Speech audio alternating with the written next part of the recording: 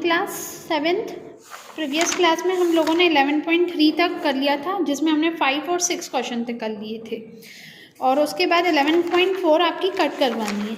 वैसे ही आप लोगों का चैप्टर ये कट था, मैंने कट करवाया था, बट ये IMP चैप्टर था इसलिए मैंने करवा दिया है ना।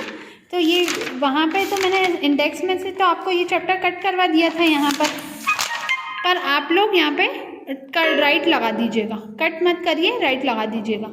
ये पहले मैंने कट करवा दिया था। अब ये चैप्टर अपन का हो चुका है 11.3 तक, है ना। अब अपन 11.4 नहीं करेंगे इस चैप्टर में से, डायरेक्ट 12 चैप्टर पे आएंगे। 12 चैप्टर में हमारा 12 चैप्टर है कॉन्ग्रेंस। 12 चैप्टर है कॉन्ग्रेंस, है ना। कॉन्ग्रेंस में क्या करते हैं, कॉन्ग्रेंस फिगर के बारे में हम फाइंड करते हैं। The word congruence means same shape and size. Congruence का मतलब होता है जिसका शेप और जिसकी साइज दोनों ही सेम हो, इक्वल इन एवरी रिस्पेक्ट, मतलब कि वो हर तरीके से इक्वल हो। कोई भी दो फिगर जिसके सेम साइज और सेम शेप होते हैं उसको हम कॉन्ग्रेंट बोलते हैं। जब दो फिगर आपस में इक्वल होते हैं तो हम उसको कॉन्ग्रेंट बोलते हैं और इसी पूरी प्रोसेस को कॉन्ग्रेंसी कहते हैं। जब दो फिगर कॉन्ग्रेंट होते हैं जिसमें कोई भी चेंजेस नहीं होते हैं वो हमारे कॉन्ग्रेंट फिगर कहलाते हैं। Two plane figure are congruent if each one superposed on the other. दो प्लेन फिगर सेम हो सकते हैं जिनकी साइड वगैरह सब सेम हो। और कॉन्ग्रेंट को सिंबल में अगर शो करें तो कॉन्ग्रेंट का साइन ऐसा होता है ना। अब if there are two figure F1 and F2, तो अगर दो फिगर सेम हैं तो हम बोल सकते हैं F1 कॉन्ग्रेंट है F2 के, तो ये हो जाएगा कॉन्ग्रेंसी।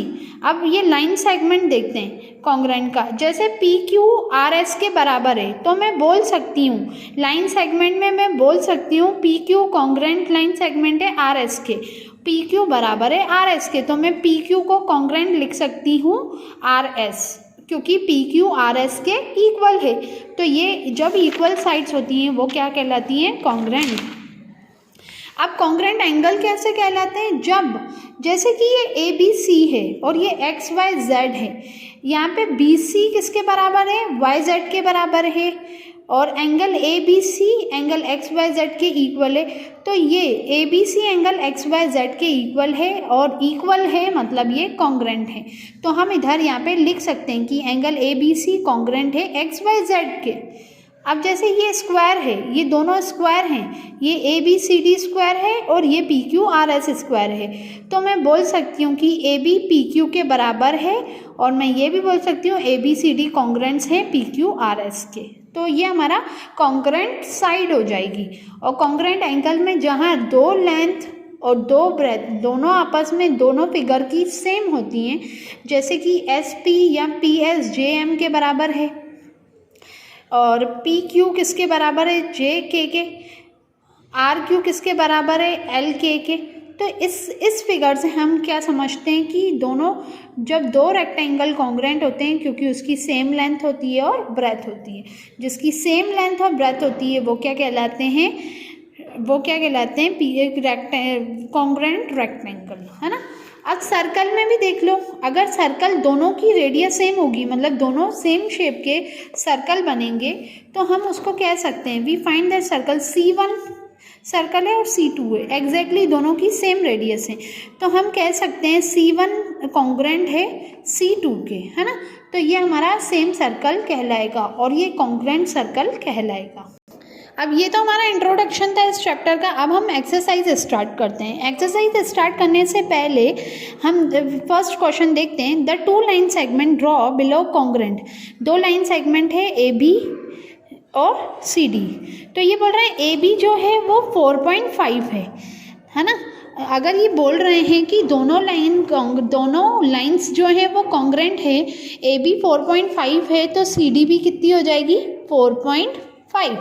जब दो एंगल्स कॉन्ग्रेंट होते हैं तो उसकी एक साइड अगर 4.5 है तो दूसरी भी 4.5 होगी। तो आप अब इसको कॉपी में कैसे लिखेंगे, कॉपी में क्वेश्चन लिखेंगे और ऐसे लिखेंगे कि AB क्या है, कॉन्ग्रेंट है CD के, ए बी कॉन्ग्रेंट है सी डी की, यहाँ पे लिख लेती हूँ ए बी कॉन्ग्रेंट है सी डी के।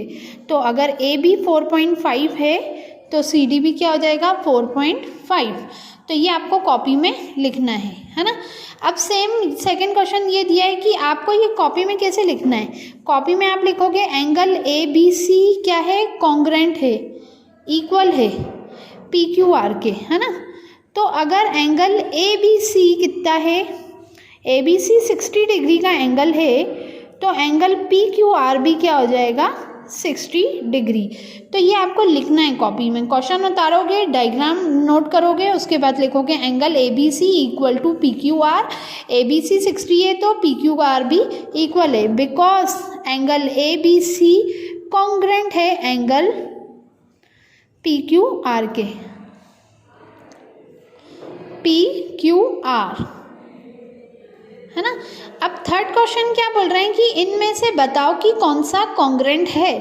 तो ये दोनों एंगल आपस में इक्वल है, दोनों की साइड बराबर दिख रही है और लेंथ और ब्रेथ दोनों बराबर दिख रही हैं। तो ये फर्स्ट वाला आप लोग बोलोगे फर्स्ट, और कौन सा बराबर दिख रहा है, फर्स्ट फोर्थ और सिक्स, फर्स्ट फोर्थ और फिफ्थ। ये फर्स्ट फोर्थ और फिफ्थ कॉन्ग्रेंट है। कौन कौन से कॉन्ग्रेंट है, एक ये कॉन्ग्रेंट है, एक ये कॉन्ग्रेंट है और एक ये कॉन्ग्रेंट है ना। तो आप बोल सकते हो, एक क्वेश्चन बोल रहा है कि इनमें से कौन से कॉन्ग्रेंट है, तो आप लिख सकते हो फर्स्ट फोर्थ और फिफ्थ, ये तीनों कॉन्ग्रेंट है, बाकी कोई भी कॉन्ग्रेंट नहीं है ना। तो ये हो जाएगा हमारा क्वेश्चन नंबर थर्ड। अब फोर्थ क्वेश्चन है फिलअप। ये बोल रहे हैं दो लाइन सेगमेंट, दो लाइनें आपस में सेम हैं, जैसे हमने यहाँ पे देखा तो दो लाइनें आपस में सेम हैं, तो उसकी क्या होगी इक्वल लेंथ, तभी दोनों आपस में सेम है। अब ये बोल रहे हैं दो एंगल, जैसे यहाँ पे दो एंगल बताए थे दोनों सेम है, तो वो क्या होंगे सेम मेज़र के होंगे। ये 60 का होगा तो ये भी 60 का है, तो हम यहाँ पर आंसर लिख देंगे सेम मेज़र। अब ये बोल रहे हैं दो स्क्वायर हैं, क्योंकि उनकी साइड्स क्या है सेम।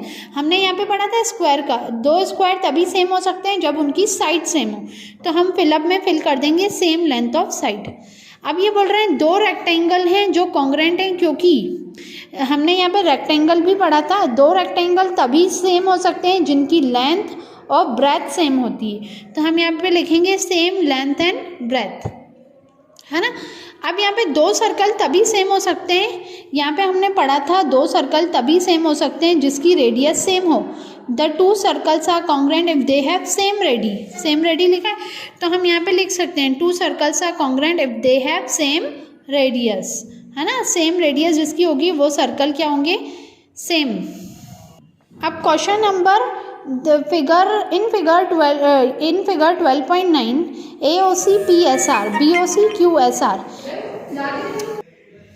एक एंगल है AOC और इक्वल है PSR के। क्वेश्चन क्या बोल रहा है AOC PSR के कॉन्ग्रेंट है। BOC देखो AOC इक्वल है PSR के, ओके। फिर क्या बोल रहे हैं QSR कॉन्ग्रेंट है BOC के, मतलब BOC किसके इक्वल है QSP के, QSP। तो क्वेश्चन बोल रहा है AOB किसके इक्वल है, ये जो AOB है वो किसके इक्वल है, ये AOB ये किसके इक्वल दिख रहा है PSQ के, तो AOB इक्वल है PSQ के।